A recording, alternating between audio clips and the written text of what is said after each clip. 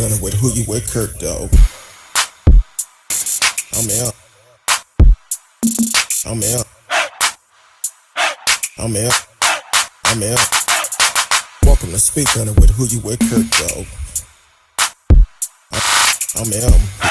I'm out. I'm out. Who you with, Kirk? I'm out. Welcome to speak on it with who you with, Kirk, though. Welcome to speak on it with who you with, Kirk, though. I'm out. I'm out. I'm out. I'm out. Welcome to speak on it with who you with, Kirk, though. Welcome to speak on it with who you with, Kirk, though. I'm welcome. I'm welcome.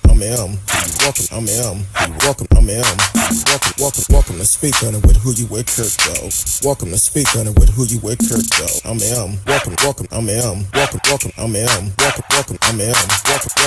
welcome to speak on it with who you with, Kirk, though. Welcome to speak on it with who you with, Kirk, though. I'm welcome. I'm welcome. I'm welcome.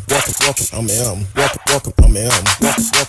welcome to speak on it. Welcome to speak on it. I'm welcome to speak on it. Welcome to speak on it. I'm welcome to speak on it. Welcome to speak on it. I'm welcome to speak. Welcome to speak. I'm welcome to speak. I'm welcome to speak. I'm welcome to speak. I'm welcome to speak. I'm welcome to speak. I'm welcome to speak. I'm who you with, Kirk, dog. Welcome to speak on it with who you with, Kirk, dog. I'm who you with, Kirk, dog. Want to welcome everyone to the show tonight. Facebook, YouTube, Periscope, Twitch, Twitter. D Live is in the house. Man, I've been talking about this for a while. Tonight she is here. Miss Kincaid is here, and it couldn't be a better time to have her on the show.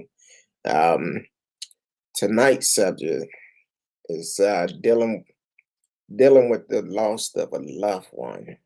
As y'all know, a week ago, my family and I lost my mother. Miss Kincaid is here to help us out. And not only us, but also other people that are dealing with the loss of a loved one during this time.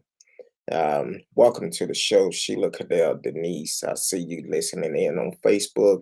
Y'all can live chat with us, and you can also call in 972-591-3665, 972-591-3665.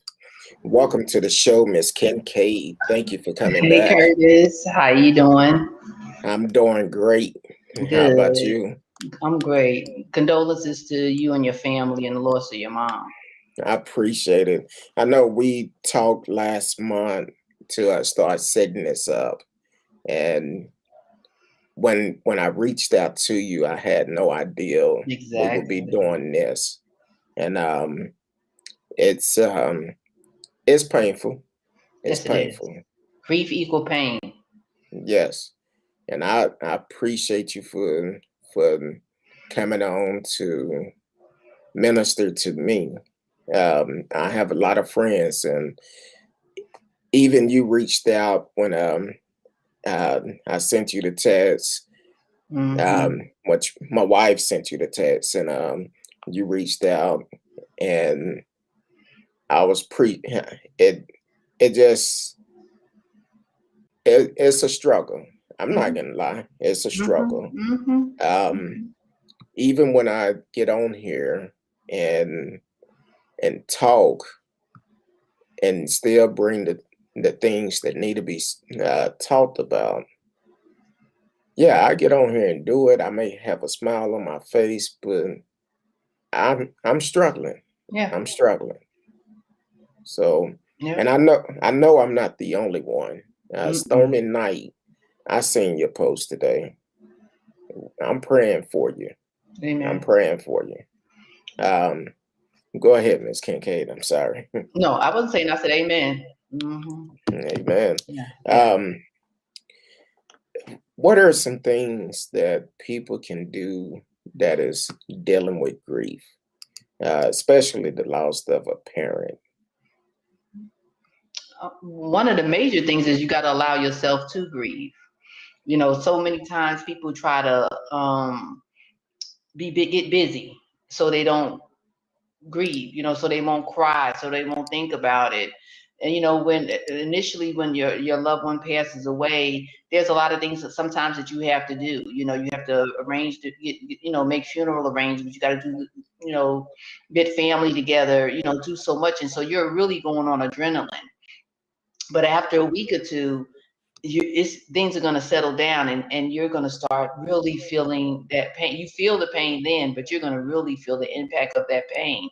And one of the things to do is to lean into that grief, because I always tell people, if you don't grieve now, you'll grieve later. And a lot of times later, unfortunately, comes out in negative behaviors. Yes.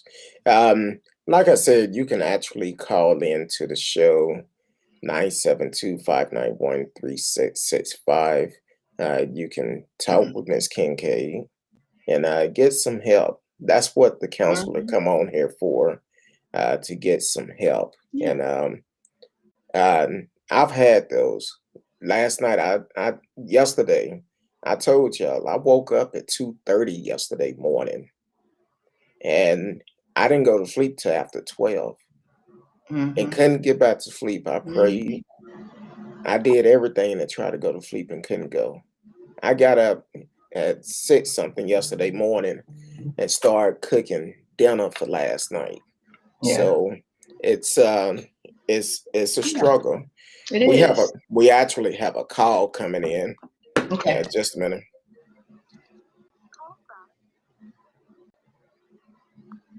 Hold on.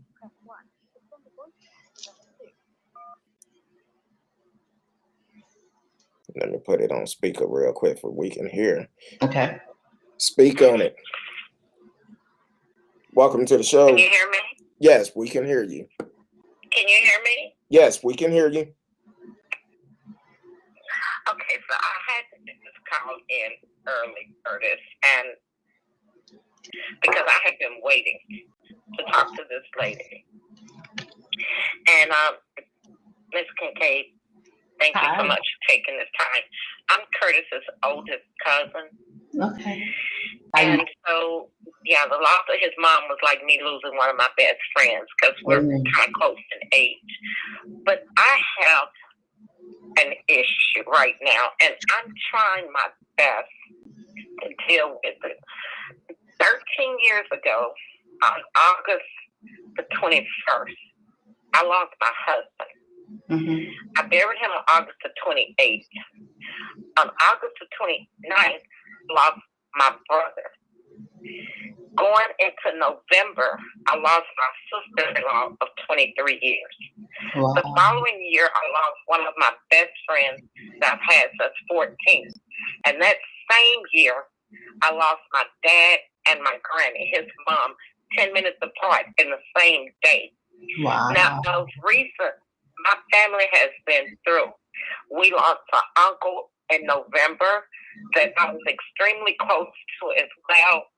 My problem is I haven't grieved anything. I still have my husband's ashes in the top of my closet, and I used to carry them around in my car. But my life right now, I've lost my job. I know the steps of grieving. I know. I have a degree in dealing with dual illnesses. Substance abuse and mental illness. I know the steps, but I prepare myself at night just in case I don't wake up the next morning. If I take an aspirin or a pain pill or something, or even a diabetic, whatever medication I take, I leave it out on the bed so they'll know what I took. I can't get to that place. I don't know, and I also feel like because these deaths came so quick, that I feel this way. I'm not saying it's true, but I feel like that I'm blamed, especially for my brother's death, because it was so close to my husband. I mean, he was all the way in Lubbock when it happened, but I just feel like because it happened so close that, like, I started something, and I don't know really what to do. And I'm talking to you because you're an outside person, and Curtis and I have gotten so close over the last few months. But I don't know where to start. If I was talking and telling somebody else what somebody was telling me this, I would know how to help them, but I can't help myself. Right. I'm so sorry And for it's your scary. losses, and that it is hard, especially back to back like that. Just really sorry for those losses, because you never, grief. The pain is not as severe most of the time. Over time, it lessens, but you still grieve. My mom has been gone last Friday 13 years, but that day, me and my nephew was talking. I said, Mama is gone. She passed away on this day, and we were quiet for probably like 2 minutes, just on the phone, just the impact of it. And it's been 13 years. I don't agree, the pain is not as severe as it was 13 years ago, but there still is some pain. But as I said earlier, you have to really learn how to lean into that grief. And when you're leaning into that grief, the stages of grief, the acceptance, most people don't really go in that order or do anything like that. Everybody's grief is personal. So one thing I always tell journal. That's a outlet to the journal. I always tell people to write a grief letter to your loved one, letting them know the pain that you feel with it, and why do you miss them, what's actually going on with them. And now that most of my clients, they have a difficult time doing that, because it's so personal, but it's cleansing. It really is. I also recommend a support group. I was telling Curtis earlier, I go to Cornerstone Baptist Church in Arlington, and we have a program called Grief Share. Grief Share is an international program.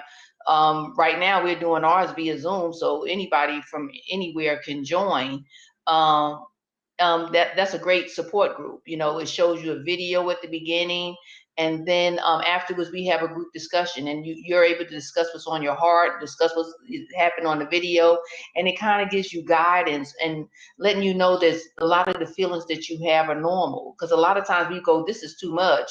I shouldn't be feeling like this. I'm doing it, and it's really not a script. It's really not. Also, you can do individual counseling. So there are several outlets that you probably need to adhere to, instead of trying to just do it by yourself. If it's not working by yourself, you need to get some help. I recommend you get some type of help. And that's good advice, because counseling actually work. I know in the Black community, a lot of time we don't want to go to counseling. Like I tell people, I've been taking counseling since 2018. And if it wasn't from the counseling, I don't know how I can handle dealing with this today. Because over the years, I have learned to be able to deal with issues as they come to us. Now, I'm not gonna say I'm Superman or nothing, because I do get weak. We all do.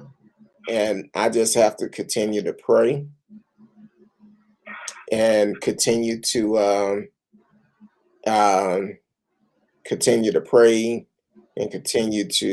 push forward. Because one thing about it, we dealing with a loss of a loved one. That loved one wants you to continue to live your life. Yeah. You have to continue to live. Yeah, you do. And you got to understand that the reason why. Thank you so much. I think that me just being able to say that out loud to a family member and someone I don't know, and I do journal. I write. That's so good. I've tried to just write this. My problem was getting past that. I'm stuck in denial. I'm stuck in denial on all of these people, because I feel like, sometimes in life we have a core group of people that are like our cheerleaders. Like, you can do wrong, bad, good, whatever, and they're going to be there to support you. They're going to tell you what's wrong or what's right, but they're your support system. I feel like all of these people that I lost were my support system. Mm-hmm. And I appreciate you. I'm going to reach out to some groups.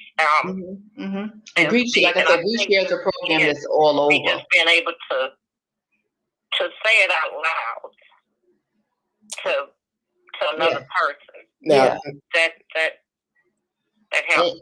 And it does. That's why, I said individual therapy. Sometimes just talking it through, just talking through the process, but you have to, it's a journey. Grief is a journey. You have to continuously be on that journey.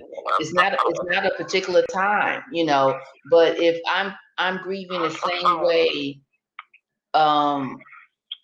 that I grieved 13 years ago, that I grieved when that person passed away, I know I need some help.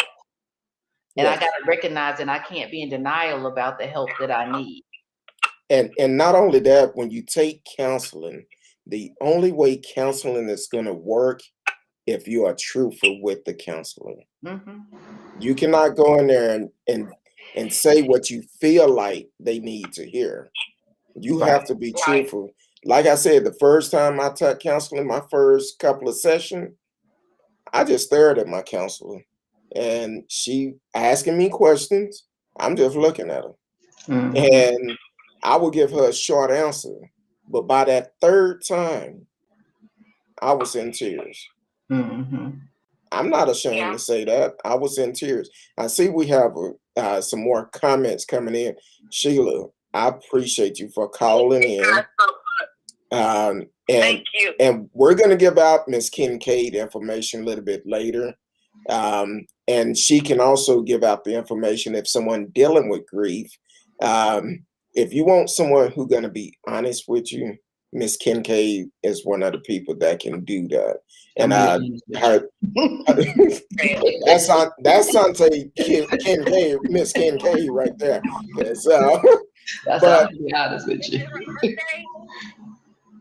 I'm sorry, I didn't hear you. She's not the young lady you said it was her birthday, is it? No, that was my co-host last night. She'll be on tomorrow night, Miss Risky. But definitely keep listening to the show. No problem. Continue to listen in, and we're going to give out all the information, especially with the grief counseling at Cornerstone Baptist Church over in Arlington. You can do it by Zoom. Mm-hmm. So we will give out that information later, and she will tell you how you can be a part of it. I appreciate it, Sheila. Thank you for calling. Continue to listen and support the show. I appreciate it, and I love you. I love you back. Thank you, Sheila, for calling in. I see Carolyn is watching on Facebook also. Miss Risky had a question. Hey, how do you deal with individuals who are triggered by everything? They can't get over past, present life experience. They are so damaged that even when they try to help them, they fight you. How would you answer that one? You got to deal with them where they're at and let them know that what you just said, I'm trying to help you, and you're not receiving it. You can always also offer counseling, offer, tell them that you think they need some counseling, try to push them in that direction, because something, we always look at what the person says right in the front. But there's always something in the back of what they're saying, it's their belief system, it's their experiences. And we always just listen to what they say. But what's behind the background? What's behind the answers that person's giving? Because if we say blue, we think that well, here, I say the wall is yellow. And then you say, no, that wall is blue. Instead of me saying, no, that wall is not. I need to think what made you say that wall was blue. Are you colorblind? Are you,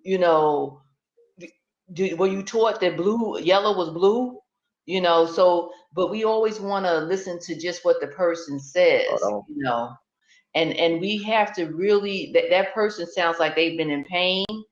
It sounds like they've had, like I said, a lot of life experiences, things that have happened, and they're responded to it in a negative way. But that person needs to really learn how to break down what's the core of the problem, what's actually really, really bothering them. And y'all probably just on the surface, but you probably really not getting to the peanut of what actually is happening. Now what? Mm-hmm. What you call okay, it? you say they don't use counseling. It stresses me out, but yes, you allow a person to stress you out. Okay. You know, you only have control of you only have control of yourself. So you give that person permission to stress you out. Because I can determine that no, I'm not gonna allow you, especially if I've tried to help you and you're not responding to me, I need to stop. You know, if it's stressing me out, I'm gonna be in the hospital and you're gonna be okay. I'm gonna be 6 feet under and you're gonna be okay. That's not gonna work. I do have control of myself, so you need to stop allowing that person to stress you out. Just explain to them, you know, I've tried to help you, I've made many suggestions, you're not receptive to those suggestions. So, there's nothing else I can really help you with. Exactly. And one of the things you could do is be honest with that person. Mm-hmm. You know, if they don't want to take, first of all, you cannot provide help for everybody unless they ready for help. Yeah. If they're not ready, you cannot continue to do the same thing over and over. Sometimes you got to let them bump their head a little bit, and they will be But better. don't let them stress you out. Exactly. You have to keep your peace. Yeah, and that's allowing somebody to have too much control over you. That's way too much control. That's too much control. You stressing me out. You got too much control. But definitely, That's a good question. Yeah, that is some good questions. I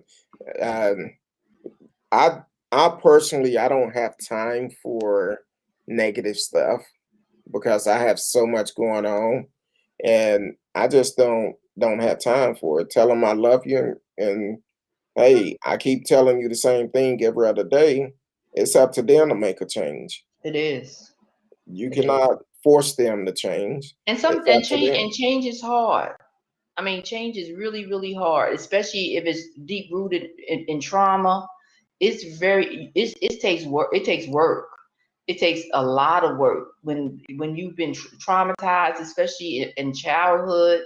And a lot of people think because they're adults that they're not impacted by what happened in their childhood. But majority of the time, that's what's the reason why you're acting like you are as an adult. It's probably because of something's happening in that happened in your childhood. Yeah, and see, that's one thing that I always use boundary. Okay. I see T Counter wrote that. I was like, boundaries is excellent. One thing that oh, I don't know, it's a train of thought. I keep reading comments that's coming in, so change my situation.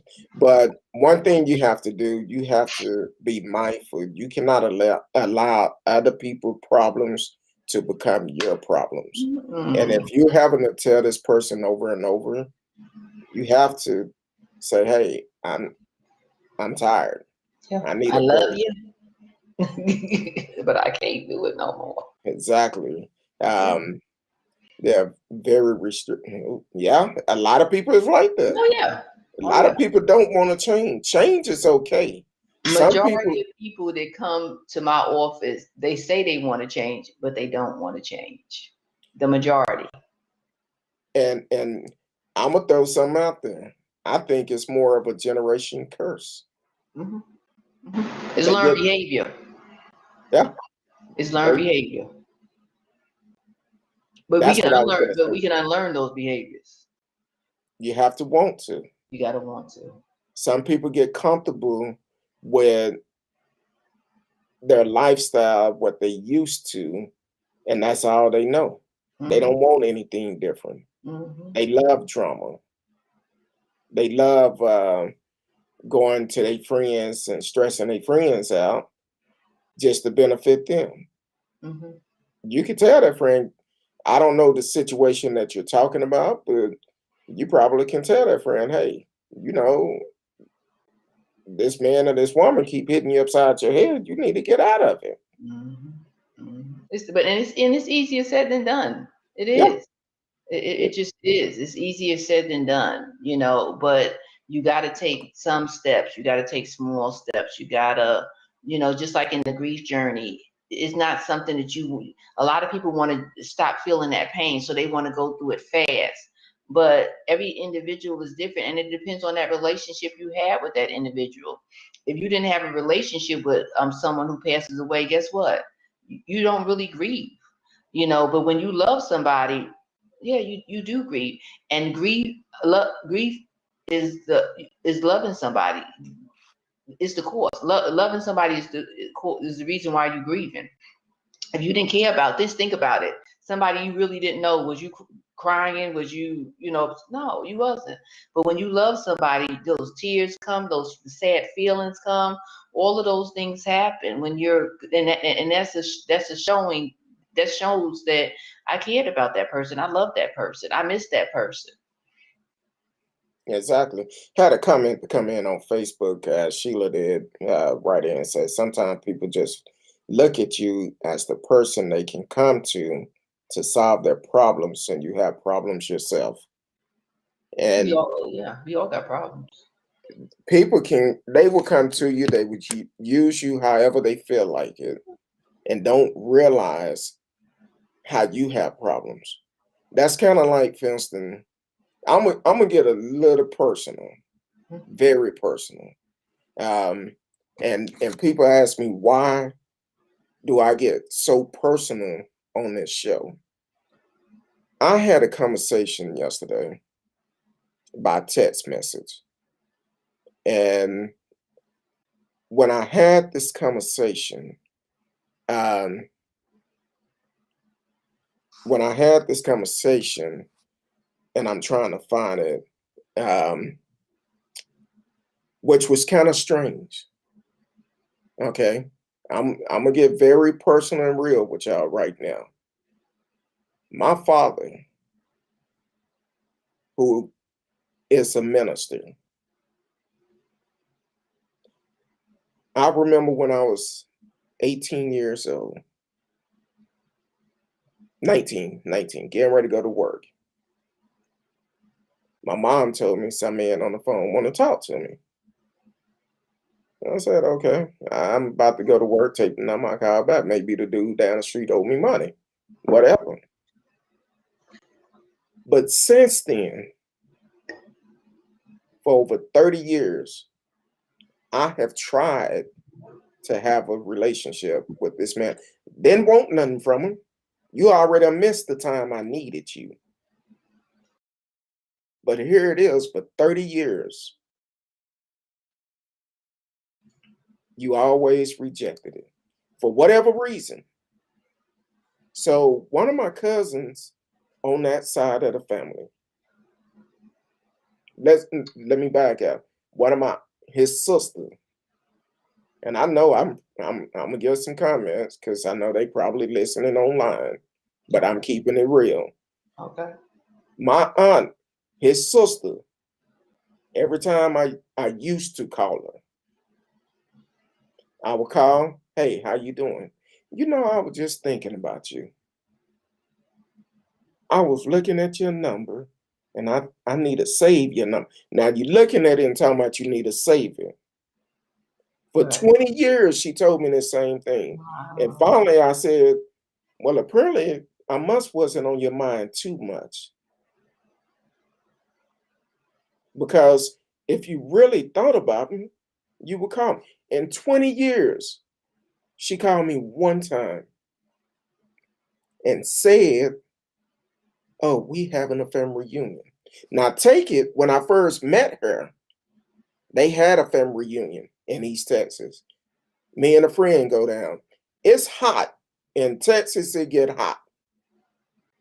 We the only two there. In the house that we was at, the owner of the house, who was another aunt, kept telling us to go outside. They'll be here in a minute. Y'all can go ahead and go outside. First of all, if you know me, I'm not finna be in the heat if I don't need to be. Mm-hmm. And then is bees out there too? No. So to cut across the field, I received this text yesterday, and I want y'all to listen to it clearly. He texts, "Cuz I saw your post. You lost your mother. If so, I've offered my sincerest condolences to you." I'm like, first of all, you said you saw my post. Then you said, if so. I lost my mother. Mm-hmm. I said, yes. My mother gained her wings last Wednesday. Thank you for reaching out. I pray that, I'm not going to even say my dad's name, it's okay. And at some point, he has to realize life is too short. For 30 years, I tried to build a relationship with him, and he chose not to acknowledge his child. God will hold him accountable. I've done my part. Amen. And have forgiven him. I thank you for reaching out, and hopefully you will continue to reach out to me, and not when someone dies. But if not, I understand. No hard feelings. So he go on. Then he started making it about himself. Forgetting about the fact when he first texted me, talking about my mom. So I went on and I said, hey, well, he ended up telling me that my father is pretty ill right now, have a progressive dementia. So my thing is, I responded, I said, I hate to hear that he's ill. As a child who tried to be a part of his life and was pushed away, not wanting anything from him except a father and son relationship. How should I feel knowing he's ill right now? Here it is for 30 years. Man have then I'm talking about and like I said, he's a preacher. I would see him somewhere. He used to hang out at a club on Samuel. I go down there, see his car there. I stop, go in. Hey man, how you doing? Let me go outside and talk to you real quick. I walk out, he go back in, close the door and lock it. A preacher. That's why I refuse to ever deny my daughter. Mm-hmm. That's that generation curse we have to get rid of. Mm-hmm. Because there's a lot of people out here that have that mindset. Yeah, I'm getting very personal tonight because I felt like it was very disrespectful. If you know my mother just died and you're talking about yourself, I'm like, you could have saved all of that. It didn't even make no sense for you texting me. I'm used to not listening to even hearing from you. Because every time you call, you want to tell me about something going on with you. Then you always say we have to stay in contact, but you never call. I text you, it might be a month or so before you ever respond back. So my thing, I'm like, forget it. I just don't do it. So the thing is, I'm not the only one that deals with this type of stuff. I know I can't be. But for him to spend that time, literally after that last statement I said, he sent me 3, 4, 5, 6, 7 texts back to back. Nothing had to do with the reason why he texted me at first. Okay. Nothing at all. Is it guilt? You think it was guilt? I've only met that dude one time. I only seen him one time. Because I understand I didn't ask to be here. What happened between him and my mom had nothing to do with me. Amen. You're I'm right. the product from it. But at the same time, why is I'm wasting my time trying to build a relationship with somebody who don't want it? And in the middle of a grief of Right. someone who I love dearly, someone who been there my entire life. But you want to text me and make it about yourself. But what does Maya Angelou say? When someone shows you who they are, believe them. You just got Exactly. you have to allow yourself to forgive him, and then just move on, Curtis. You know, you have to, and the forgiveness is for you. Oh Forgive yeah. him.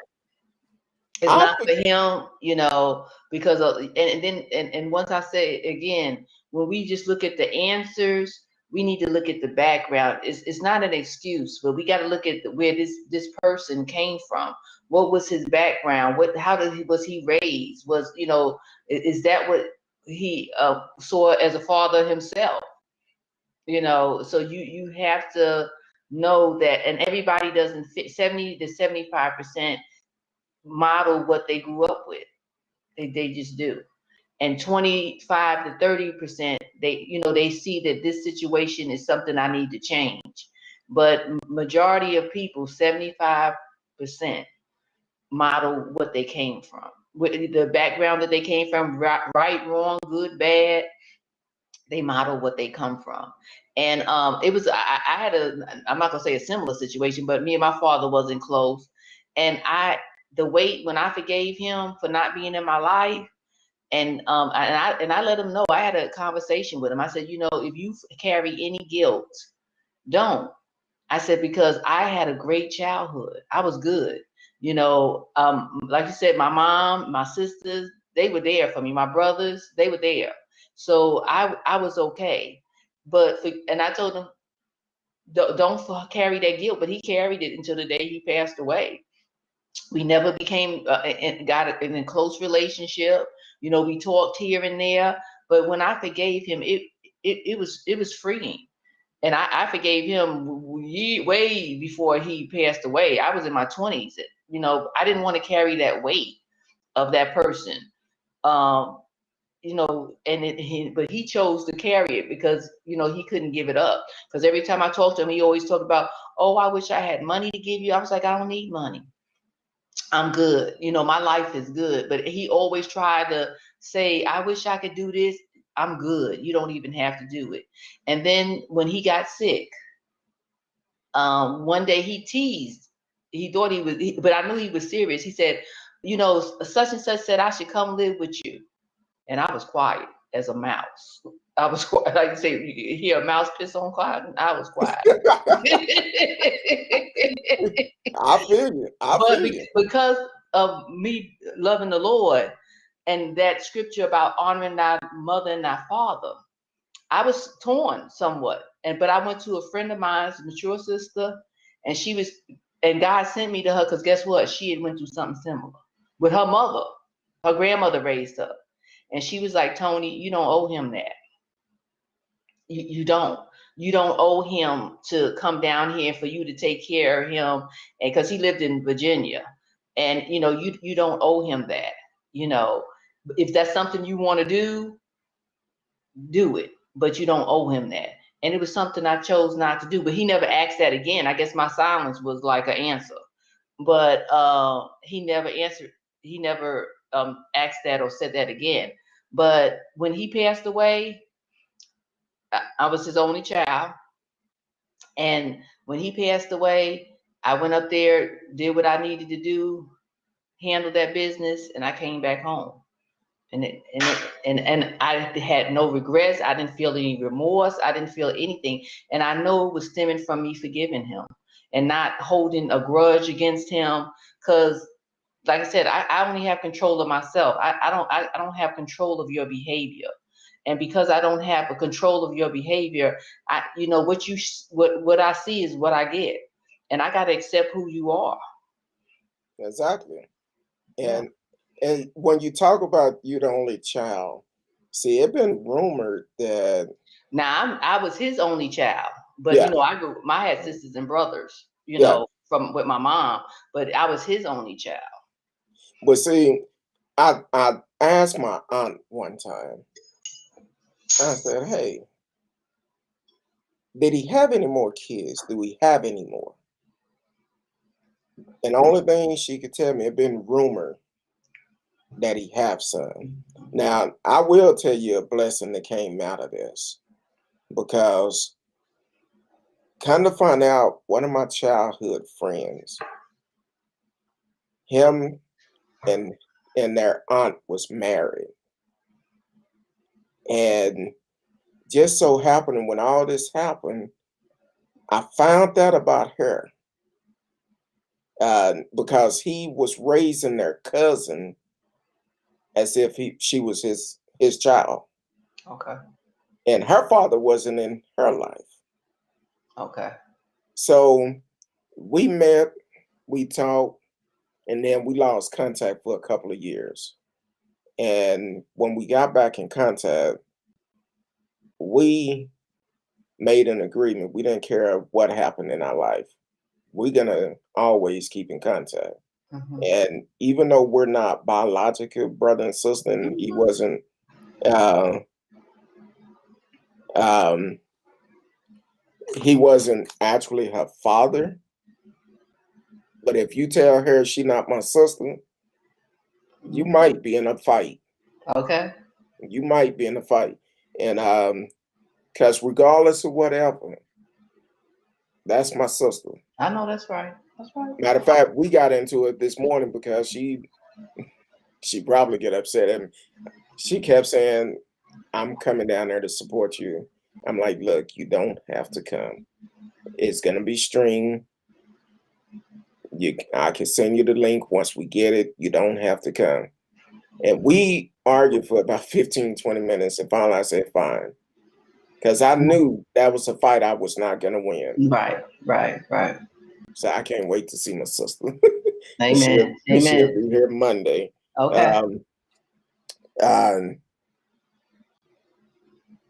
Um, so that's that's one of the best things that came out of this situation. Mhm. I could tell you stories that happened between me and I should just put them on blast, but I'm not going to do that. Don't do it.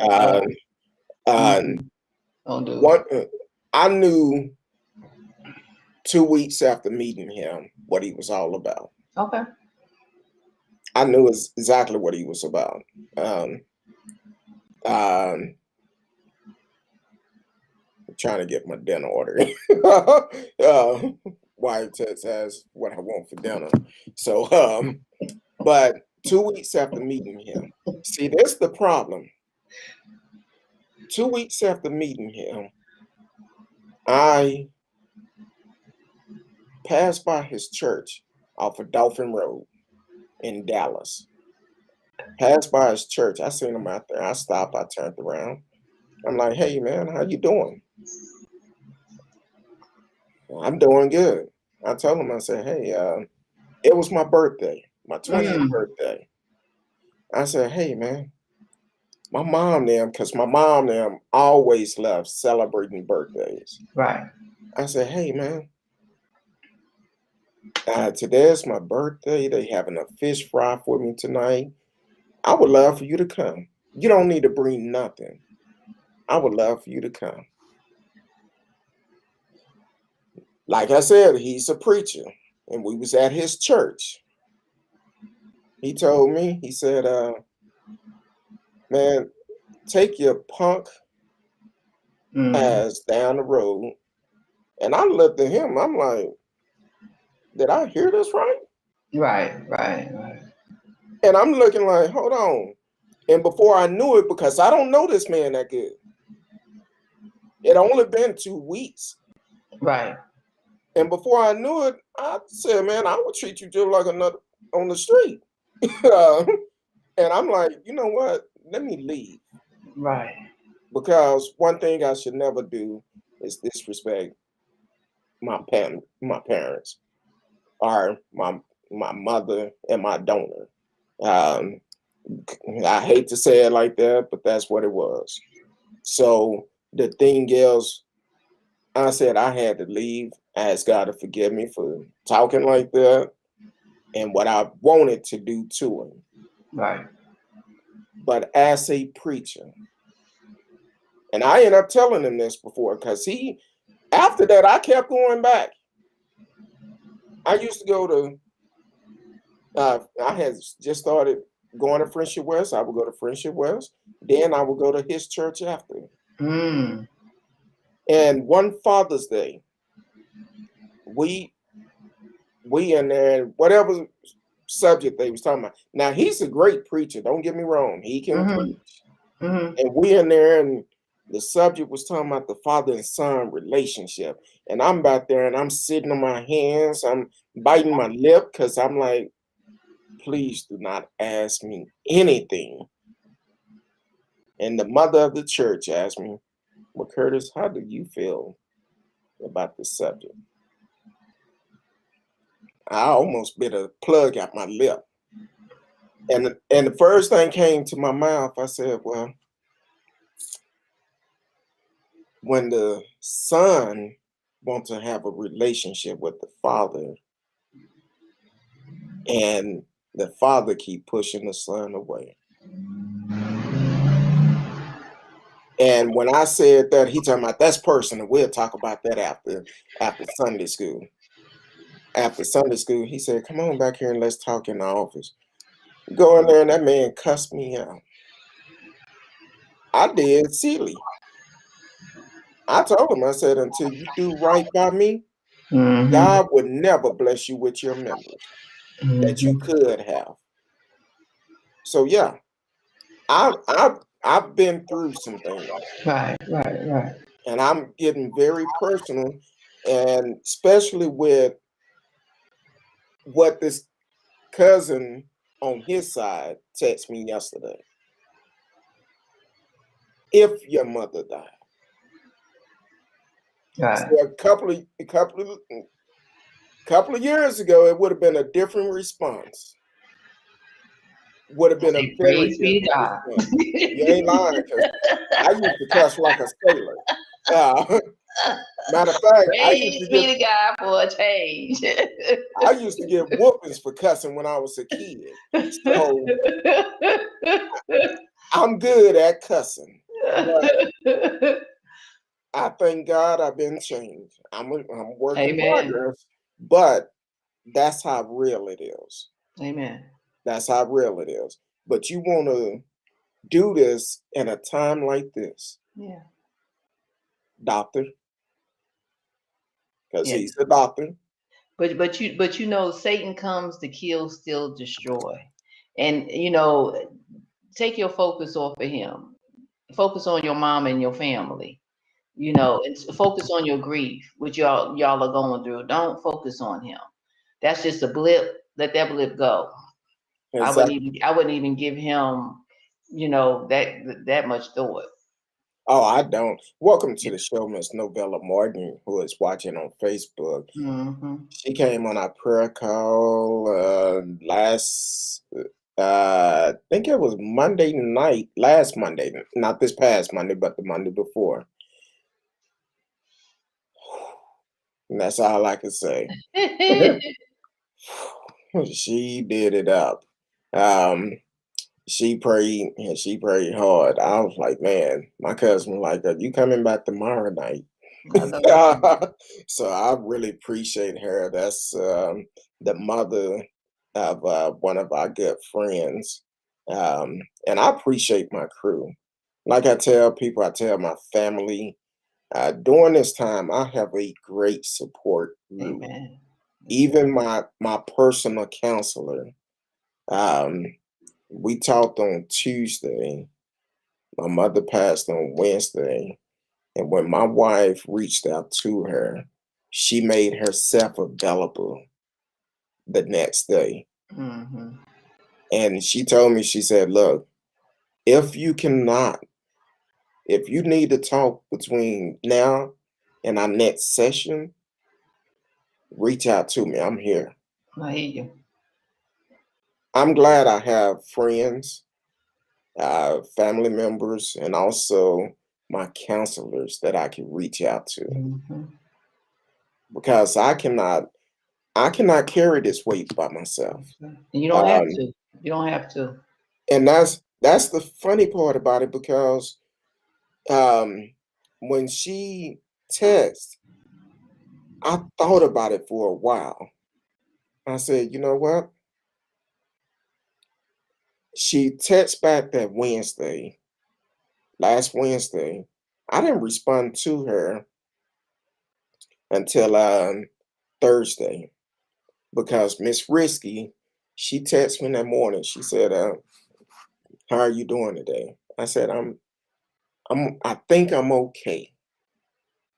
I said, "I think I'm okay, but I want to do the show tonight." And Miss Risky said, "Okay." Um, so my counselor, she had she when I responded back to her text, and I told her, "Good morning." She said, I said, "Thank you so much for everything you do for me. I see the difference it make in my life. On one hand, my pride say I'm okay. But on the other hand, my mind is saying, you're not alone.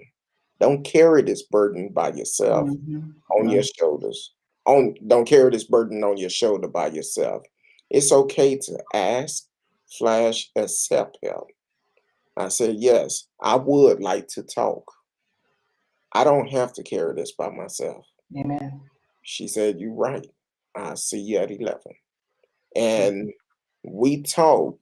And I'm telling anybody that's listening right now that is going through this, you're not alone. You're not alone. I feel your pain. I know what you're going through. Um, Can I say something in regards to that? One thing we really that grief share taught me was about saying equal pain, because our pain is based on, as I said earlier, our relationship with that person, our love for that person, and a lot of other factors.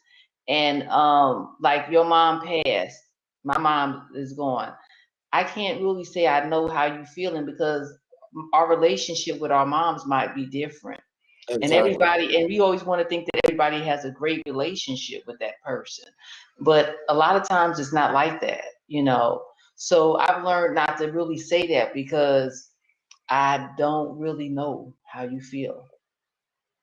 Grief is an individual journey. We can't go. You may have a support group, but you can't go through it. You have to go through it individually, because even in the same household, everybody's feeling different. You know, my relationship is different from my sister's relationship with my mom. You know, my brother's is different, and all of our relationships, even in the same household, can still be different. And we grieve because we love, and our love a lot of times is different. Yeah. And to my siblings, we in this together. Oh We yeah. will work it out. I know my sisters had a very special relationship with my mother, Mhm. and I know they hurting, Mhm. and I'm here for you. Um, if each one of us had our own very special relationship with Mhm. her, Mhm. um, so we're all going through this, and we're gonna make it through it. Yeah. Through to my nieces and my great nieces and great nephews. It's okay. We're gonna get through it. Um, just so happening the day that she passed, the weekend before, I had called my oldest niece, and she didn't answer. Then when she called me back, I think I was on the phone doing something, and we basically played phone tag. And the morning that she passed, my niece texted me. Hey, Unc, how you doing? I said, I'm doing good. How y'all doing over there? Said, we doing good. I said, that's good. Call me when you get the opportunity. She said, okay. Call me when she went on lunch. I said, hey, how are you feeling about what's going on with your nanny? And she started crying. I said, look, I understand. I understand. It hurt. Mhm. By this time, I don't know if she could tell, I was kind of crying a little bit too. But I'm trying to be strong for them. And I'm like, look, one good thing about it, you're at an age where you have a lot of memories. A lot of memories. Hold on to those memories. When you feel down, think about those memories. Because you'll think about something funny and it'll make you laugh. I said, that's what you do. It's okay to cry, Mhm. but you have a lot of memories. Unfortunately, when I came up, a lot of memories of my grandparents, they was much older. I didn't come around until early 70s. My grandfather born in 1900. So they was Mhm. older by the time I came around. So most of the memories I have is them at the later in life. So after telling her that, she said, okay. Um, and it was just a couple hours later. I called my mom that morning, like I normally would do. My sister told her I was on the phone. She said, hey, boo. And I said, hey, mom, how you feeling this morning? I'm feeling good. Mhm. I said, okay, I just called to check up on you. I'll call you later on, check up on you. I love you. I love you too. And I've never got that opportunity to call her back. Mhm.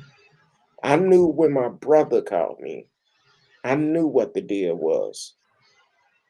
I knew exactly what it was. Before I answered the phone, I already knew. And I had to sit and think for a minute before I can, before I had any feelings. I had to think for a minute. And my wife was here with me and she said, you okay? I said, I'm fine. And that's when it hit me. My mom is gone. Mhm. I'm used to calling my mama on a daily basis, Okay. talking to her. If I cook, what you cook today? If she cook, we're talking about that. I have plenty of memories of my mom and I. Mhm. We would always talk about cooking a lot of time, things that was going on. She would always ask about my daughter every year when it got close to her birthday. Have you heard from her yet? Have you found her yet? Not yet. Mhm. So I'm gonna miss a lot of things about her, Yes, you are. but I still have all those memories. Mhm. So I know I'm not the only one that's dealing with this. My entire family is dealing with it. Like I said, we do a prayer call every night, and we're finding out some great information of stuff that happened in the family, finding out our history of our family. I just found out today my grandfather them used to make their own syrup. And I was like, wow, that's interesting. And I'm like, okay, finding out all type of stuff. They used to grow cotton, used to grow cotton. And I'm like, man. So it's some good history, and we're gonna keep this going. We're actually we want to know more because now we're hungry for more information, and so we're definitely hungry for more information, and we're gonna keep it going. But and another thing, it's no time frame on grief. Nope. No time frame. So Nope. definitely don't think it's gonna be you'll be good for a day or two. Anything may happen. Oh yeah, and you'll have triggers. You know, like I told you last Friday was we didn't cry, but we were quiet, which said a lot. Me and my nephew, it was just very quiet. Um,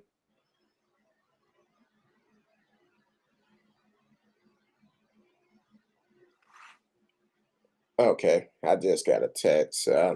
But what what I'm sorry, I'm looking at something else. Someone sent me a text and um hold on, I see what's going on.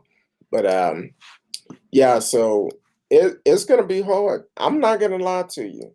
Mm-hmm. If you follow me on social media, you know my birthday is in June. My mom's birthday is right after mine. That's gonna be a struggle. Oh yeah, Uh,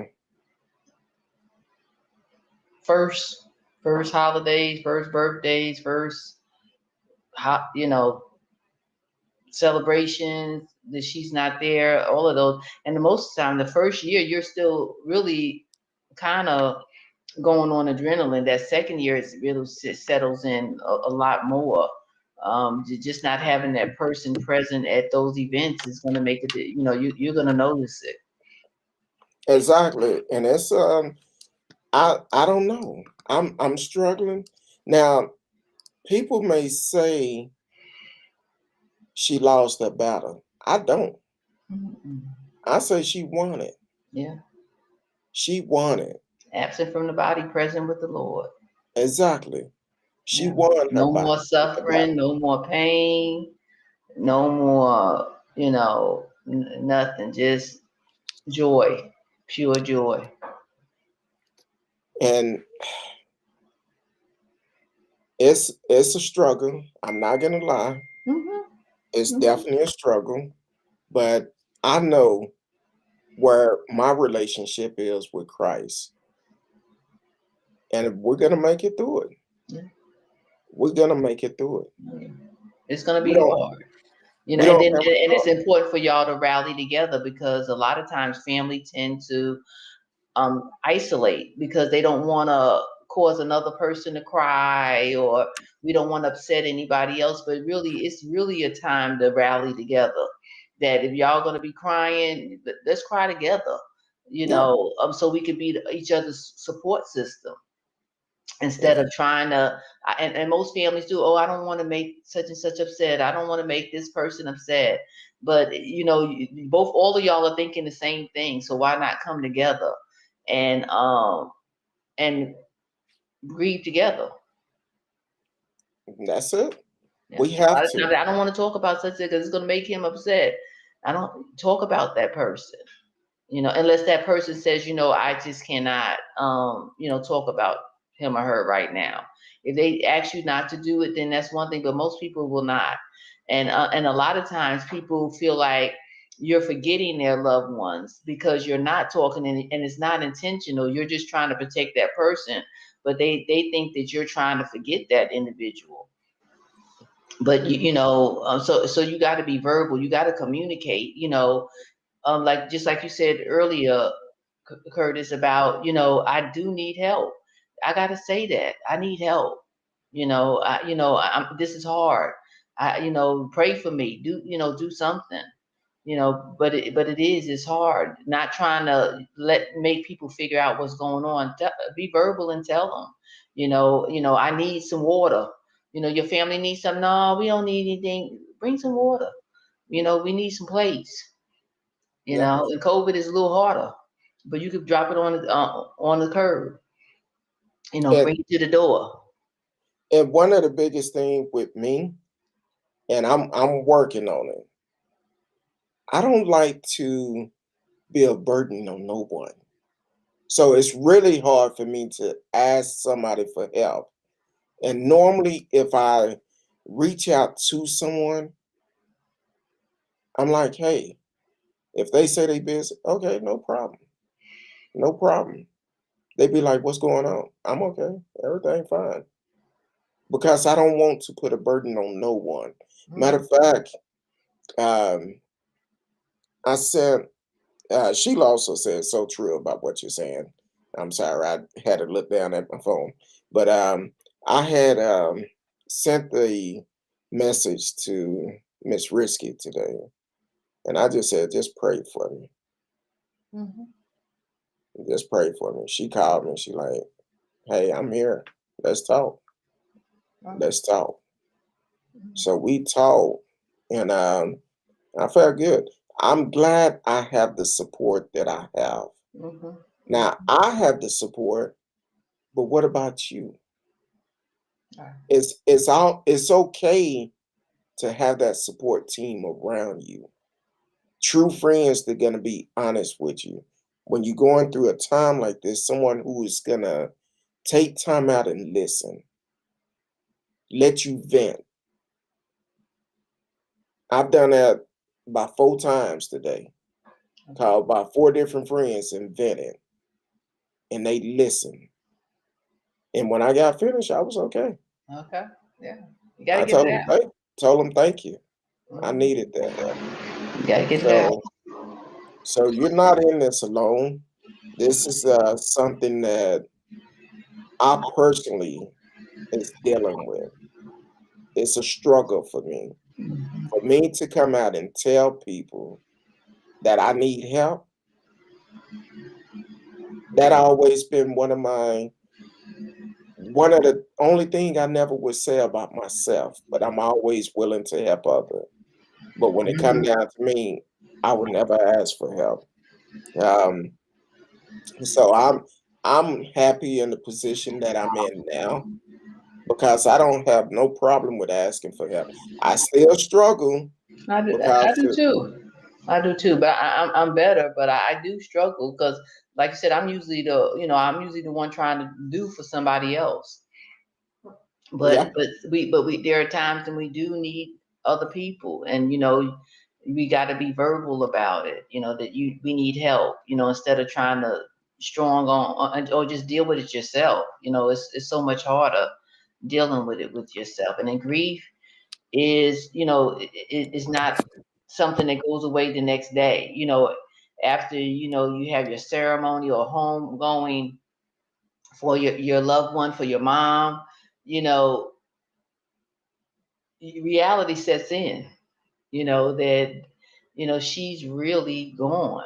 And a lot of times that you think that's automatic, but it's really not. You just I remember wanting the world to stop when my mom, I was like, man, they still doing stuff, they still going to work, and I'm thinking, don't they know my mama passed away? That's how I was feeling inside. Like I wanted everything to freeze.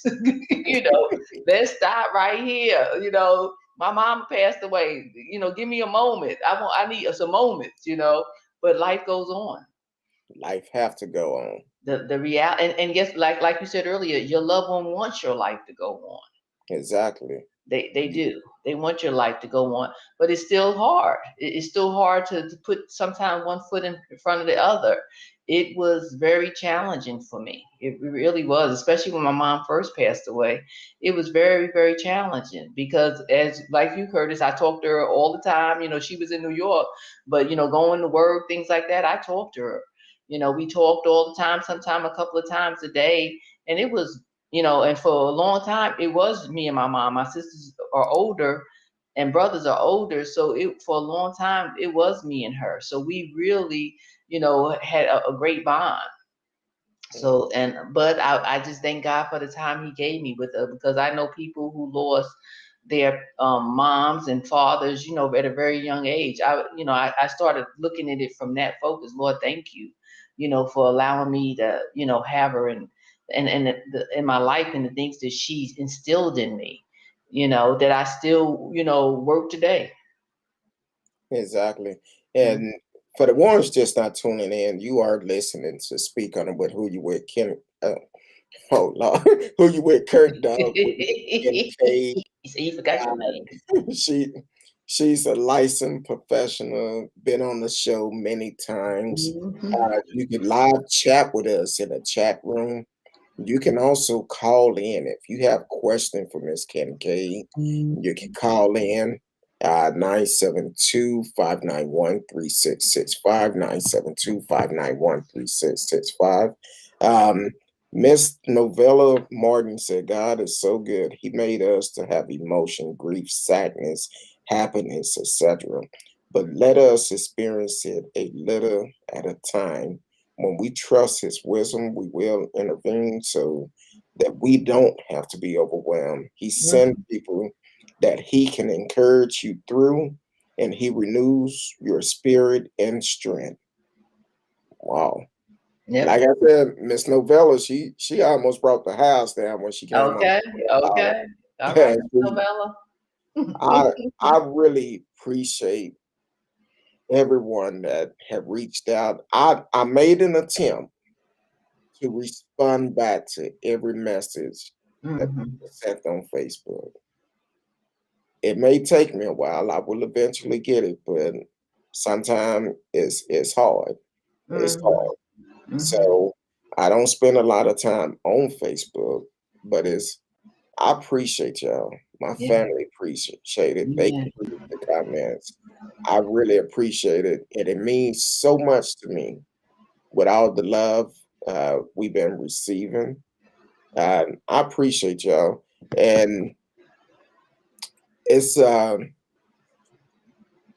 it's not easy. It's not. It's Take it not. moment by moment. People say day by day.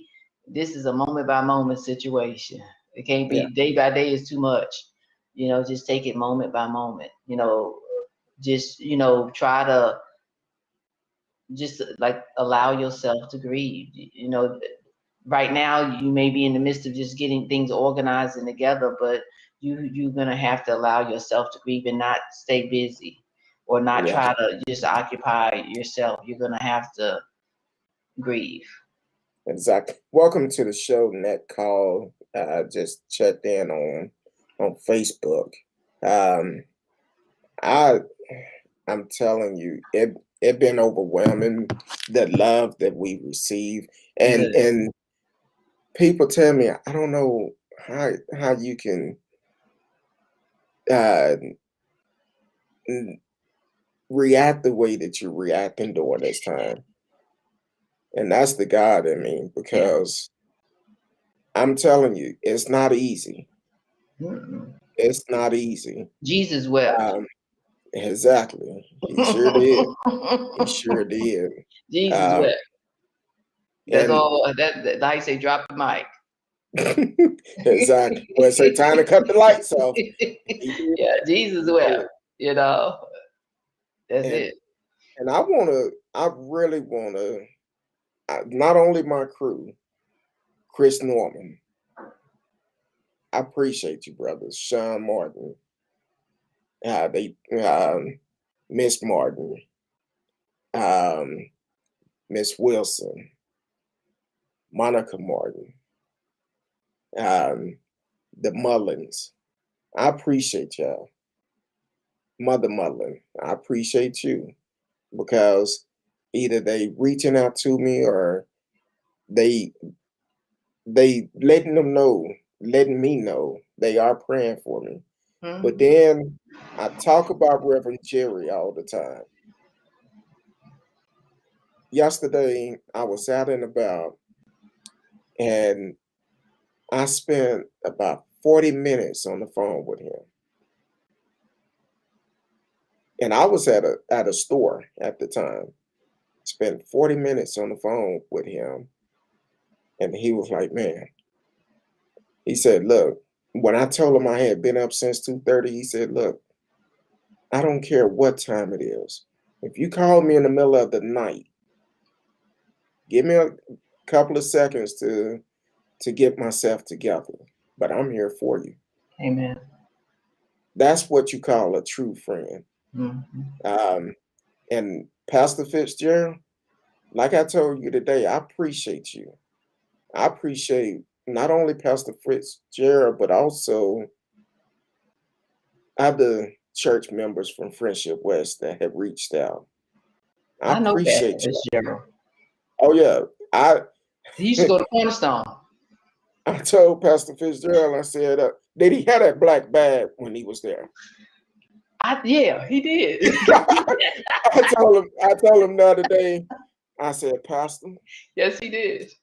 I said, look, we was trying to decide what pastor we was going to use, and I suggested him. He said, man, I'm honored. He said, I'm gonna be there regardless. Mm-hmm. I'm gonna be there. And I said, Pastor, I could just see you coming out with that little black bag. He had the black bag. Coming out with that black bag and pulling stuff out, and you like, how's that bag holding all that stuff? And he's preaching to everything he pulling out of that bag to the word that he's about to give. Amen. And I told him, I don't remember that part, but I remember him having a bag, that little bag. No, he the first time I seen him preach, I'm like, why is he going up in a pulpit with a black bag, with this bag? And he started pulling stuff out while he was preaching at the same time. I'm like, this dude is great. Mm-hmm. I'm like, okay, I need to pay more attention to him. Mm-hmm. He's So definitely a gem. Mm-hmm. Oh yeah, Pastor Fitzgerald is, Yeah. and not only him. I think he used to be our youth minister. If I'm not, I mean, this was, it's umpteen years ago because he's been in Friendship West forever. Yeah, But it was umpteen years ago. He's been there way longer than me. And I appreciate Pastor Haynes for the work that he's doing, because he have pastors that can feed to your spirit. Amen. Amen. All of them. At one time, when I first started going there, I almost quit going, because every time I heard a different pastor preach, they was talking about what I was going through. Didn't even know me. And I'm like, wait a minute. Why is I'm coming to church and these folks know all my business like this? So I'm like, hey, but the reality, I appreciate each one of them. I talked to Pastor today, and it just lifted my spirit when I talked to him earlier. And I'm like, man, this is wonderful. You are listening to Speak On It with Who You With, Kurt Dog, Miss Kincaid, a licensed counselor who's been on the show many of times. Tonight we're talking about dealing with the loss of a loved one. Now, you may need counseling about something else that is going on in your life. This is the time to chime in. She's here. Don't wait until we start saying our goodbyes to chime in, because that's too late then. But she's here to help you. If you can put it in the chat, or you can actually call in 972-591-3665. Just follow the prompt, and I will let you in and speak your mind. This is something that we all have faced. Yeah.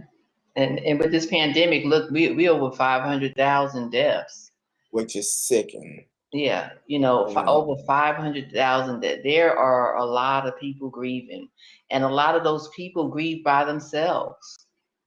Or grieve individually. They don't really, they just want to be private with it. But sometimes it's okay. But sometimes, when you're just like the lady that called, about the one death after the other. we had one of our ministers, he lost like 5 people, I think 5 or 6 people in a month from COVID. Mm. And it included his father and 2 of his brothers, from COVID, and I think a sister-in-law, and there was somebody, a couple other people that they had lost. Just the impact of that, that, and we got to know that 500,000. Look how many people that is, and how many families that is that has lost, loved ones. So we grief is real. And those Yes, people it are is. grieving. We see it on TV all the time about those, a lot of those families, are interviewed and they talk about that journey. And that's just from COVID. That's not from other diseases that has happened due 2020, in 2021 thus far. That's just COVID. Yeah. And you're not alone. Nope. Help is available. It is. Help is It really available. is, and I, once again, want to shout out Grief Share, great program. Like I said, it's international, and it does help. I've been doing Grief Share probably we do it twice a year, and I've been doing it 6 or 7 years, maybe 6 or 7 years. And we have a workbook. I still write in that workbook, as the video is playing. After 6 or 7 years, that's how much the new information is just, your brain retains so much. And I'm still writing because there's just always something else, it seems like, that's highlighted that I didn't hear before. And like I said, I listened to the video 7 years. And really, and that means 14 times because we do it twice a year. And so it shows how the grief process is, that, sometimes you're paying attention, but because of that grief, you're not really hearing. And I'm not in a place where I'm grieving, like I said, with my mom, the same, but I've lost 2 sisters as well. In the last 4 years, I've lost 2 sisters. So that grief, you still have to, it's there. It's the impact is not the same. It's not as fresh, but it's still there. One of my sisters, I talk to her every day as well. And so it's a great loss. And I think about that all the time, but I allow myself to do it. There was a friend of mine a couple of years ago. She was opening up a new ministry, doing something, and during this, she honored her mom. And it's just about 2 years ago. And the things that she said to her mom was something that I would definitely say to mine. And I sat at that table and I just cried. Like, I cried and nobody said one word. Nobody, they probably was like, what is going on? I didn't get up from the table. I just allowed myself to, have that moment. I wasn't ashamed of it. I allowed, and afterwards, I got up and I was okay. But a lot of times we try to hold stuff like that in. When you're feeling those emotions, you got to let those emotions out. You keep it in, that it makes your grief journey last longer. By holding that stuff in, not really, I don't want to have this pain. I don't want to do this. Grief is painful. It's no way around it. It is painful. And a lot of times when you see people that heal faster, like my mom was sick for a while. So we really started the grief process before she passed away, because we saw her going. And I was even in a place where I was like, Mama, don't stay here for us. Because the person that was there was not my mom, but we start, you don't realize you start that grief process early when that person's starting to decline, and you're seeing that person, things changing, that, you see it shifting, you see it going in a direction where they maybe there's possibility of them passing away. You start grieving. A person who dies suddenly, it's harder because you haven't had that time to grieve. Somebody die in an accident, somebody just die suddenly. I have a friend, his wife, she was at a homegoing, and she passed out at the homegoing, and she passed away yesterday. Oh yeah. So something like that, you haven't had a chance to prepare or anything. That that's something that your body's in shock. You're in a shock mode right there. That kind of grief a lot of time takes, well, you can know the Lord, but it still takes longer. Because I got to deal with that instant, you here today, I just saw you, and you okay. And then now I don't see you anymore. Yeah, that's hard. Yeah. She was at a home going and passed out. Mm. And she was with somebody else, so that's a lot. Yeah, that is. Mm-hmm. That's extremely a lot. Now, you mentioned that on the show before about the fact that if it's a person is ill and you see this and you see which direction it's going in, Mm-hmm. that grief start right then. Oh yeah, grief starts. Whether you know it or not, you start to grieve. Because what happened is this person start to get worse and worse. They're transitioning. You start accepting the fact of what's about to happen. Mm-hmm. And because you've been on the show several times, I feel some of the things you said on past shows have really helped me. Wonderful. And I remember the Monday, last week, Monday before last, I told my family on that prayer call, I said, look,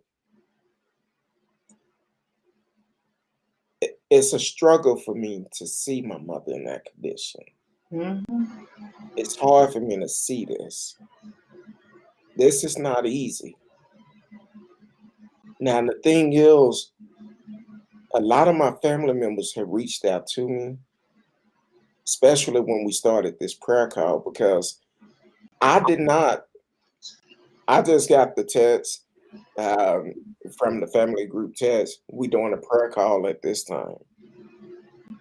And when I came on there, I didn't know what to expect. Mm-hmm. But then when I got on there, so many family members was on there. Okay. My siblings and I, we decided that we're going to be open about everything. And that's what we done. It wasn't that first night. A lot of people was crying on there. We said, you know what? We're going to encourage Mama. We don't want to bring her down. Mm-hmm. Mm-hmm. We want to encourage her. Mm-hmm. So this is not going to be a sad occasion. We're going to laugh. We're going to joke. We're going to have fun. We're going to pray. We're going to read scripture, whatever it is. Whatever you want to do, that's what we're going to do.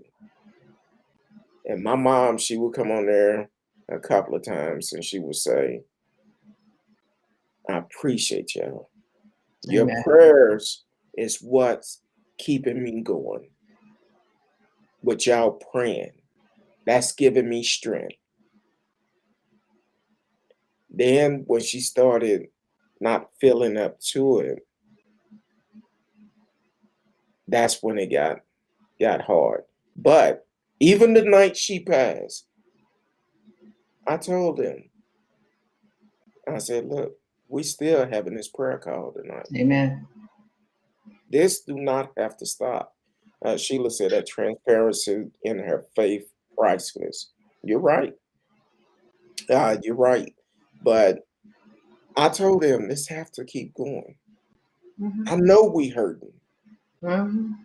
I know we are. And y'all need each other. Yeah. You do. You need each other. And that's a source of comfort.